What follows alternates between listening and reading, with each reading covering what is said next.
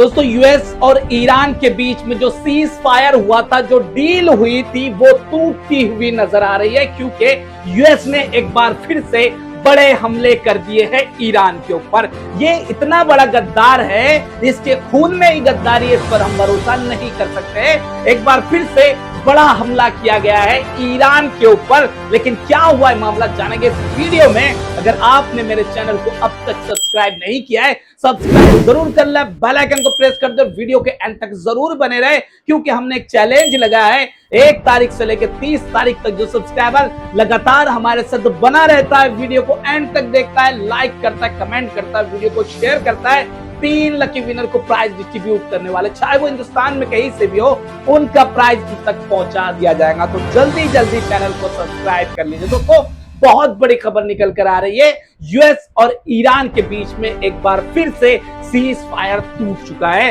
आपको पता होगा ईरान ने जो एक कार्गो जहाज को निशाना बनाता हुए हमला किया था स्ट्रेट ऑफ हार्मोज में। लेकिन क्यों किया था? क्योंकि वो ईरान के नियमों का उल्लंघन कर रहा था। ईरान ने जो रास्ता बताया था वो उस रास्ते से नहीं जा रहा था, बल्कि किसी और देश के बताए हुए रास्ते पर चलकर वो स्ट्रेट ऑफ हार्मोज को क्रॉस कर रहा था। लेकिन ईरान ने पहले ही कहा था कि हमारे नियमों का उल्लंघन किया जाएगा तो हम निशाना बनाएंगे। उसी तरीके से ईरान ने उस जहाज के ऊपर ड्रोन अटैक किया था। इसी चीज का बहाना करके यूएस ने बड़े हमले शुरू कर दिए थे ईरान के ऊपर, और उस हमले के बाद में ईरान ने एक बार फिर से पलटवार किया था अरबों के ऊपर, अरबों की दुम के ऊपर पैर रख दिया था ईरान ने। लेकिन अब खबर आ रही है कि यूएस ने फिर से बड़े हमले किए हैं ईरान पर। जो ईरानी मीडिया है उसकी रिपोर्ट के मुताबिक बताया जा रहा है कि सिरिक इलाके के अंदर कई धमाकों की आवाज सुनी गई है।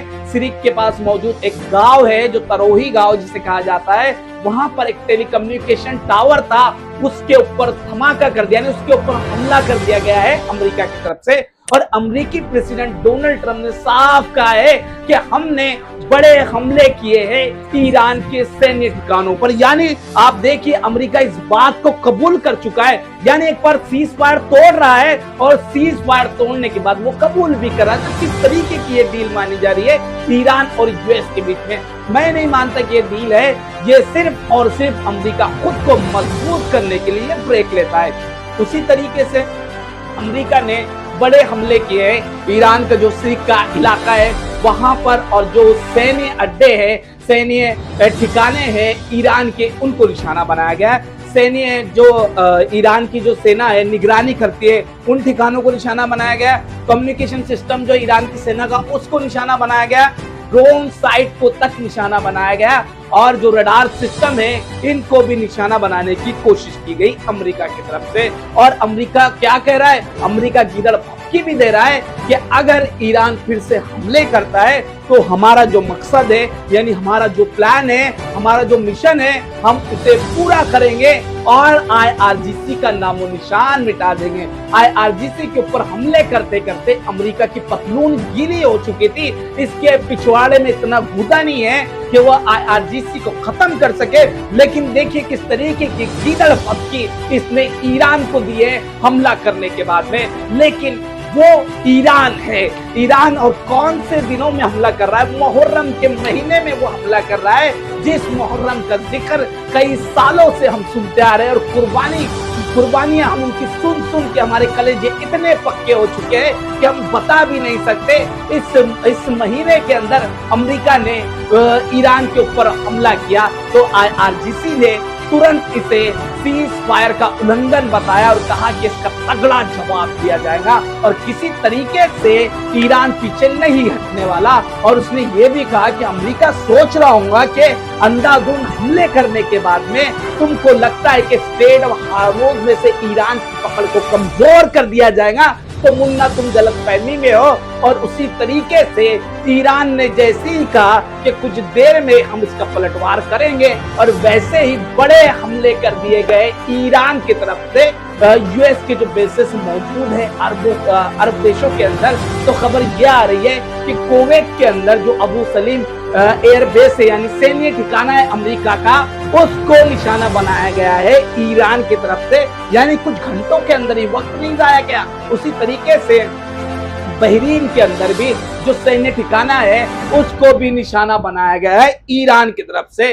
और इनके हमलों के बाद में आईआरजीसी ने साफ कह दिया है कि अमेरिका बहाना कर रहा है। अमेरिका जो जहाज उल्लंघन कर रहे थे, रूल का वॉलेशन कर रहे थे, उनके ऊपर हमने कार्रवाई की तो उसका बहाना करके वो हम पे हमला कर रहा है। अगर इसी तरीके का वो हमला करता रहा तो हम कठोर जवाब देंगे और जो एग्रीमेंट बना है बीच में हो सकता है कि वो भी पूरी तरीके से खत्म हो जाए। और देखिए, इजराइल की मंशा यही है कि किसी तरीके से इनके बीच में जो एग्रीमेंट बना है, इनके बीच की डील खराब हो जाए। और जो डोनाल्ड ट्रंप की प्रशासन में आपने देखा होगा, पिछली बार भी मैंने रिपोर्ट में बताया था कि 2 फुट मौजूद है और इनका भरोसा नहीं कर सकते।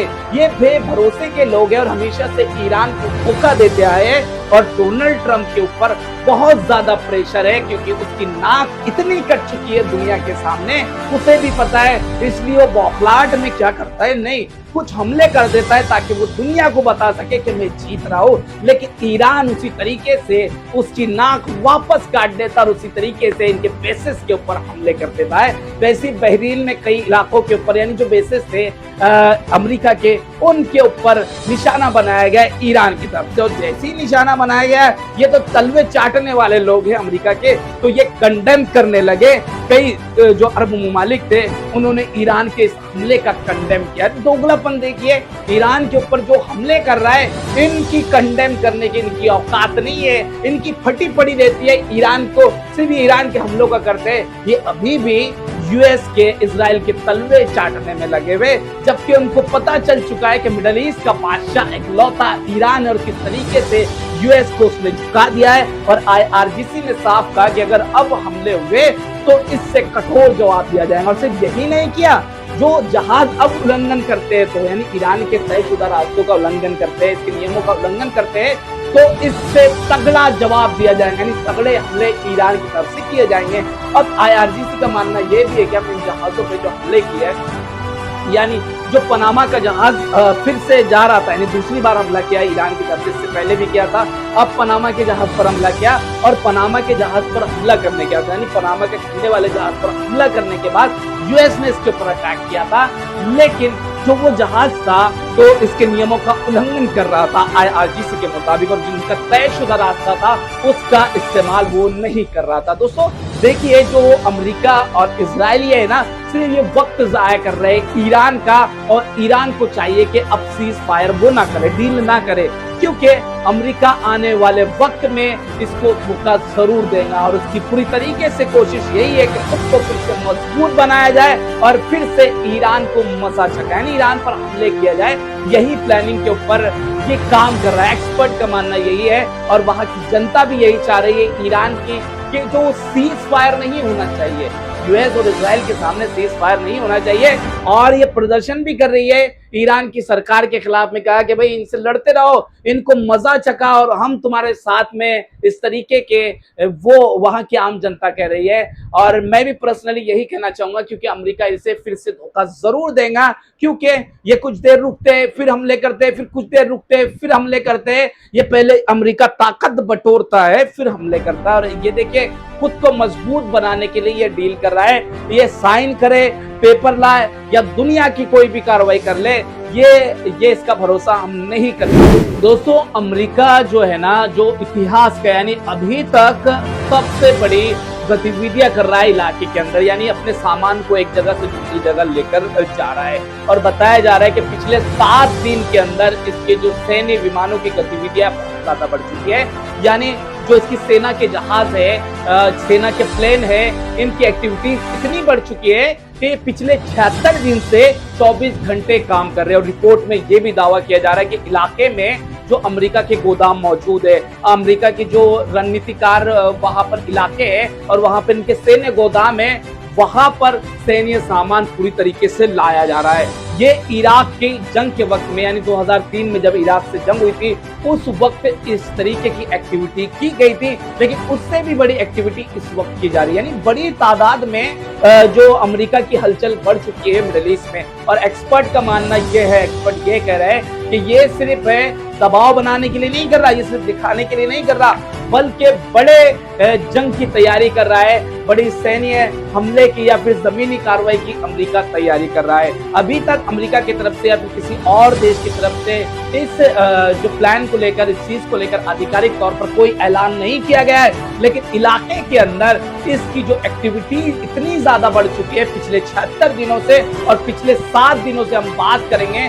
तो सबसे ज्यादा सैन्य गतिविधि बढ़ गई। और इलाके में जो इनके गोदाम है वहां पर ये पूरा जंग का सामान स्टोर कर रहा है। तो आप सोच सकते हैं ये किस वक्त कर रहा है। ईरान और जो यूएस के बीच में तनाव काफी ज्यादा बढ़ा हुआ है। ईरान झुकने के लिए तैयार नहीं है, ईरान किसी तरीके की बात नहीं मान रहा है, और पूरी तरीके से जो इज्जत थी अमेरिका की मट्टी में मिल चुकी है डोनाल्ड ट्रंप की वजह से।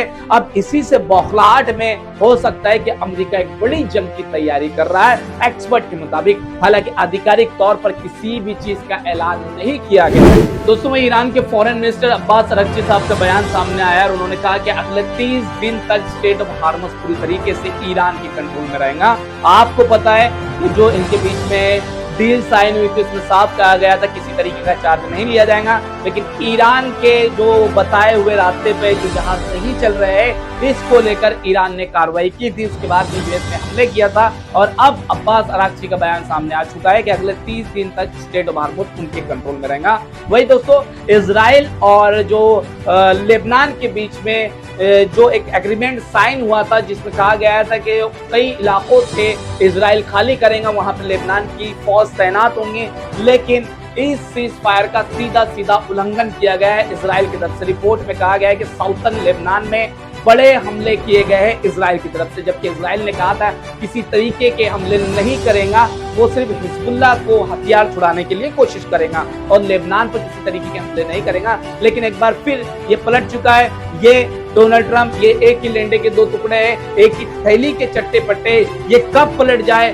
बोल नहीं सकते। फिर एक बार इजराइल की तरफ से अपनी बात में से पलट चुका है। दोस्तों, वही खबर गाजा से है। गाजा के ऊपर भी बड़े हमले किए जा रहे हैं, इजराइल बड़े हमले कर रहा है। इजराइल का वॉर प्लेन इतने बड़े धमाके, इतने बड़े अटैक कर रहा है कि आप अंदाजा लगा सकते हैं कि धमाकों की आवाज और धमाकों का जो धुआं और आग निकल रही है, इसको देखकर आप अंदाजा लगा सकते हैं किस तरीके से ये गाजा के निहत्तों के ऊपर लगातार बड़े हमले कर रहा है। दोस्तों, ये थी आज की स्पेशल रिपोर्ट। अगर आपको मेरी रिपोर्ट पसंद आई हो, मेरा वीडियो पसंद आया है तो चैनल को सब्सक्राइब जरूर करें, वीडियो को ज्यादा से ज्यादा शेयर जरूर करें।